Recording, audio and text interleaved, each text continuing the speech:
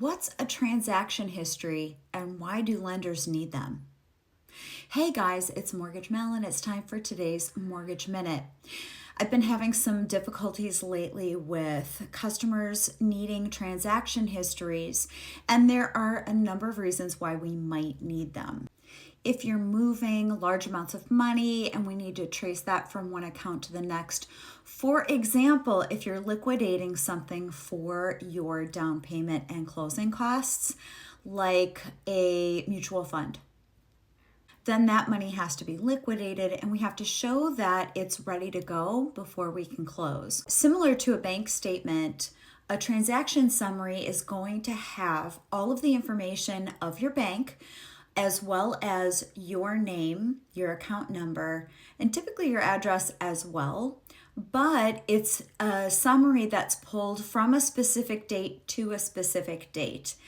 Typically, if we're moving money like that, so we're taking it from something, liquidating it, and putting it into a bank account, then we would have to show that money going into your bank account. And it might be in the middle of a cycle, and so your statement wouldn't be ready. So what we do is instead we pull up a transaction summary, and that summary is going to go from a specific date overlapping your last statement to show the continuity, and then showing the money that's being deposited for your closing. The biggest problem that I run into is that it seems to be very confusing for most people to pull up a transaction summary. And, in their defense, every bank is a little bit different. Mine makes it really easy, and I can basically just go into transaction summary and put in a specific starting date and end date, and it will pull a summary for me with all of the pertinent information. But often what I get, particularly with first-time home buyers, is a summary of transactions with no information tying it to their actual account, and sometimes not even with their name on it. Another place where just a screenshot isn't really going to cut it.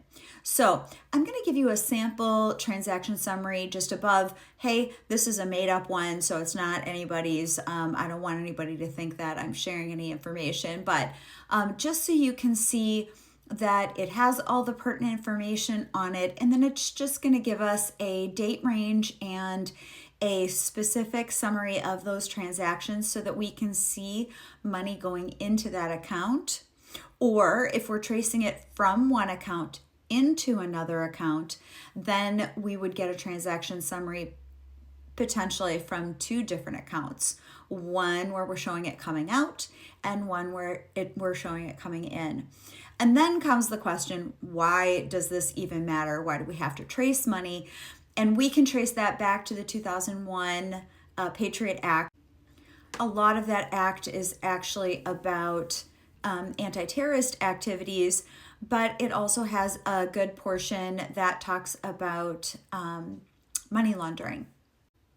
So hopefully this helps make it a little bit easier to understand the difference between a bank statement and a transaction summary, and potentially how to pull that transaction summary. Although, again, every banking app does differ. I think it's way easier to do it actually on your laptop or computer than it is to try and do it on a phone. On a phone, it's really difficult, and that's where we start to get screenshots that don't have enough information on them. So, hey, I hope this information helps. Give me a like and a follow, and have a great day.